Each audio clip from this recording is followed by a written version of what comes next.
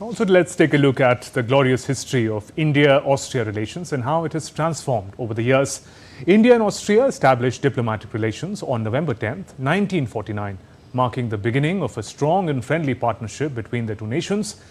India and Austria have a thriving trade relationship, with bilateral trade standing at $2.93 billion in 2023-24, comprising Indian exports worth $1.52 billion and imports worth $1.41 billion.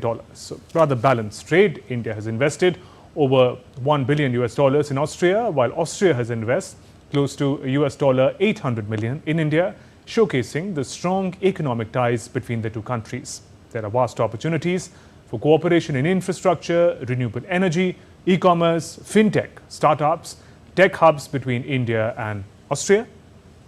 And also in a significant development, India and Austria signed a comprehensive migration and mobility agreement in May 2023 to give temporary and long-term jobs without work permit. Balthasar Springer, an Austrian traveller, visited India as far back in 1505, marking one of the earliest recorded interaction between the two nations. In fact, the teaching of Sanskrit at Vienna University dates back to 1845, reflecting Austria's long-standing interest in Indian culture and language. Also, Nobel laureate Rabindranath Tagore visited Vienna in 1921 and 1926, strengthening cultural ties between India and Austria. India and Austria also have had a rich cultural exchange with renowned Indian artists like Ustad Amjad Ali Khan, Zakir Hussain, Pandit Hari Prasad Chaurasya, Pandit Vishwa Mohan Bhatt, Anushka Shankar and Maestro Zubin Mehta performing in Austria. And today as we speak, there are over 31,000 Indians living in Austria, contributing to strong people and people connection or people and people to people contact between the two nations.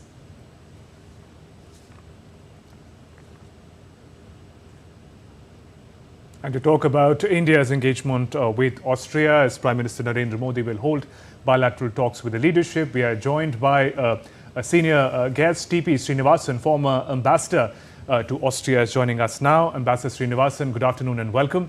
If you could first put in perspective the importance of India's engagement with this Central European country, Austria. Well, this is to be seen in the context of Prime Minister Narendra Modi's visit to Moscow. It was an important meeting and significant. And it also reflected a certain amount of distance from the European Union and the United States, etc. So what may have happened is that they may have decided that they should go a neutral country before coming home after the Moscow visit. This we have to remember.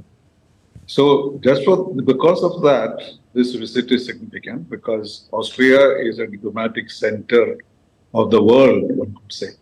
So this is the area where one could, Prime Minister could share his perceptions about his meetings in Moscow, what the situation is relating to Ukraine war, etc., but not in a country which is a member of the NATO. So Austria is not a member of the NATO, but it's a member of the European Union. It's a responsible and friendly country. This must be the reason for this visit. But all these other things that we are seeing of the reception and the Indian community, all these are just added on. When a prime minister goes, these things happen. So as far as political relationship is concerned, there is no issue between us. I spent 4 years in Austria. I never had any ticklish problem to deal with, because Austria follows European Union lead as far as India is concerned. And if we have a problem with the European Union position, they'll always explain that this is settled in Brussels. So there was really no need for us to discuss these things. And so the very fact that no Prime Minister came for 41 years is not a deficiency, it's an advantage, because we did not have to worry about Austria. Austria relations were good. Business, they are very careful. They don't jump into the liberal India. What they are now continuing is the same old businesses they had before we liberalized our economy. So they go very slow, very carefully choose their businesses, and they don't expand it also too far. So if you cannot read too much into the figures, etc., we are quoting. So this is a political visit in the sense that Prime Minister wanted a soft landing after embracing Putin. That is really the spirit of this visit. So, And that will be successful because they will listen to us, understand it, they'll communicate it to whoever is interested. And therefore, this has been a thoughtful visit to be in Austria in support of what he has accomplished in Moscow. okay. Ambassador Srinivasan, so much so the fact that this visit will garner, perhaps has already garnered a lot of West attention and political visibility, high visibility rather, but the fact that Prime Minister Modi, the decision to include Austria in his first bilateral post-Russia particularly, you've given that point as well, in his third term, also speaks volumes of the fact that the kind of significance or the messaging or the optics that India has chosen to attach, choosing Austria.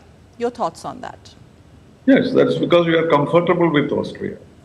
Austria has been very friendly with us politically. You know, go back to the days when the Soviets had to be persuaded to leave Vienna. And Prime Minister Jawaharlal Nehru played a very important role. Even today, when there are meetings, maybe when the bilaterals are discussed, Austrians will always express their great appreciation of what Pandit Nehru did in 1953. So things like that are then, as far as the business is concerned, it has been progressing because $2 billion is not a big trade. And promotion of trade was not easy there because they have an established relationship with several countries in Europe. And they don't go for an adventurous investment. So they are very, very careful. So all this we have to keep it in mind. So we can see that the diaspora plays a big 30,000. And again, they are there not only because of Austria, but also because of the international organization. The IAEA has a large number of Indians working. And in the other, UNIDO is there. Then there are other organizations. And therefore, it is not only Austrian employers, it is also international employers that keep these people there. And it is a heaven for migrants because they are given equal facilities like nationals. All the social benefits that accrue to nationals are applicable to those who are even working there on contracts. So it's a very friendly atmosphere, and this must have been chosen basically because of this aspect. And they represent the European Union very well, and they'll understand our relations with Russia. So what I'm saying is that we have made and taken advantage of this particular visit because we are two countries which are close to each other, and therefore we must have added some two new ideas to it. But I see it basically as our effort to reach out to Europe after this rather difficult visit that he had, because there was expectation that something will come out of on Ukraine war. Nothing happened. Okay. He did not speak out publicly, but there must have been a lot of discussions which he would have liked to share with the European Union. Okay. Ambassador Srinivasan, at outreach of Europe, that points a very important point out there, sir.